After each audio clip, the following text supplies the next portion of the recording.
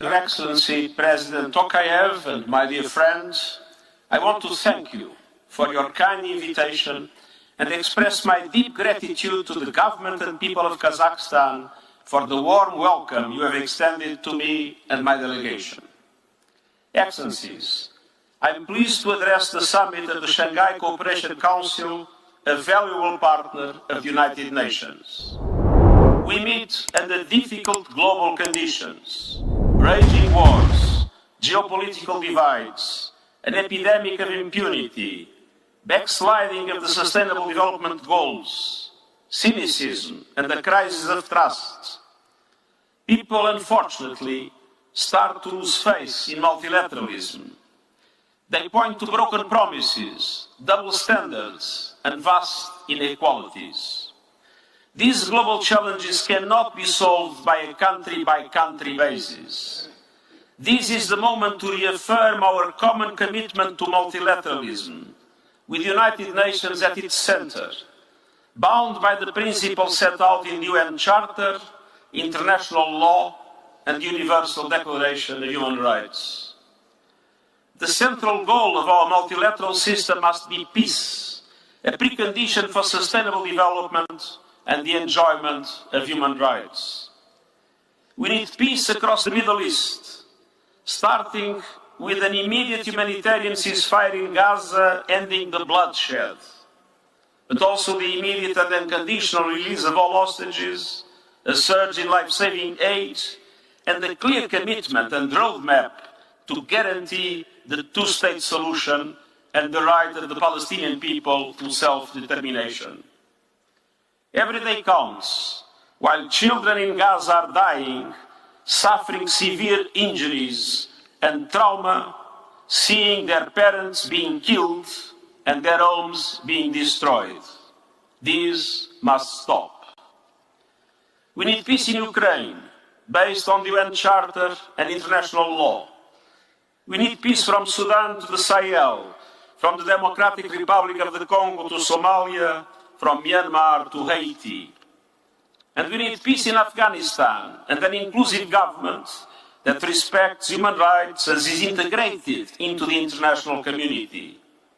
And all countries should unite to prevent Afghanistan from ever again becoming a hotbed of terrorism. And the UN is ready to cooperate with the Shanghai Cooperation Council in relation to the fight against terrorism everywhere. The Shanghai Cooperation Council, the largest regional organization in the world, has the power and responsibility to push for peace. Excellencies, today's deep global divisions are an obstacle to progress on two existential threats. First, the climate emergency. 2023 was the hottest year on record, but it could be one of the coolest years of the future. The gathering impacts of the crisis are already hitting your countries hard, from melting glaciers to deadly floods, storms, droughts, and extreme heat. Unless we act now, this is just a taste of what is to come. Our climate is breaking down, threatening water and food security, undermining sustainable development, driving displacement, and fueling political instability. We need far greater ambition to slash emissions and deliver climate justice, starting by the developed countries, but mobilizing also all other big emitters based on the principle of common but differentiated responsibilities. All governments must submit new national determined contributions, new national action plans by next year. And these plans must be fully aligned with the limiting long-term global warming to 1.5 degrees Celsius. And they must include absolute emissions reduction targets for 2030 and 2035. And it's important that they reflect how countries will contribute to the global transitions essential to keeping 1.5 degrees within reach, ending deforestation, tripling renewable energy capacity, and cutting global production and consumption of fossil fuels by at least 30% by 2030. And in my belief, It all means all countries ending the use of coal power completely by 2040 at the latest. Finance is critical. Critical to promote climate action, but also critical to fight inequality. We need a strong financial future commitments as an outcome of COP29 this year, and strong action to sustainably increase the lending capacity of multilateral development banks and change their business model, enabling more private capital to flow to climate action. And we need developed countries to fully respect their commitments and assume their responsibilities. They will double financing for adaptation and fully implement all their commitments, including significant contributions to the new Loss and Damage Fund, to ensure it opens for business this year and that climate justice becomes a reality. I also recognize the importance of South-South cooperation that, of course, does not undermine the responsibilities of developed countries. But none of these will be enough without new, innovative sources of finance. It's high time to put a price on carbon and to tax the windfall profits of fossil fuel companies. By COP29, we need early adopters to start putting solidarity levies on sectors including shipping, aviation, and fossil fuel extraction. Excellencies, the second existential threat is posed by digital technologies. Artificial intelligence holds enormous potential to accelerate sustainable development for the benefit of all. But it is racing ahead of regulation, exacerbating power imbalances, further concentrating wealth, undermining human rights, and increasing tensions and divisions. We urgently need the full engagement of governments working with tech companies, academia, and the civil society to agree on risk management frameworks for AI and on monitoring and mitigating their harms. But the governance of AI cannot be a privilege of rich countries, but it requires that all countries participate, and the UN is ready to provide a platform to make it possible. The advisory body on artificial intelligence I have appointed has identified 5 priorities for inclusive and safe AI. First, creating an international scientific panel on AI comparable to the IPCC's role on climate.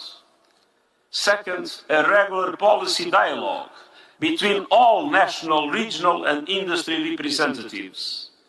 Third, developing common AI ethics and standards for the whole world to safeguard human rights and safety and interoperability. Fourth, principles and arrangements to govern the data used to train AI algorithms. And fifth, supporting developing countries to build capacity in order to be able to fully participate in the benefits of AI and creating a global fund for that purpose. To help deliver this agenda, the Advisory Board has identified the need for a small, dynamic, and flexible United Nations AI office. I count on your strong engagement and support.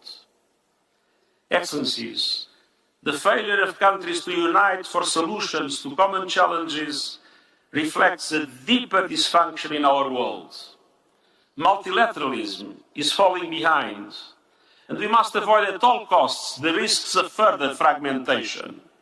We need one global economy, one global market, one global internet, and one global set of standards for artificial intelligence and other relevant technologies.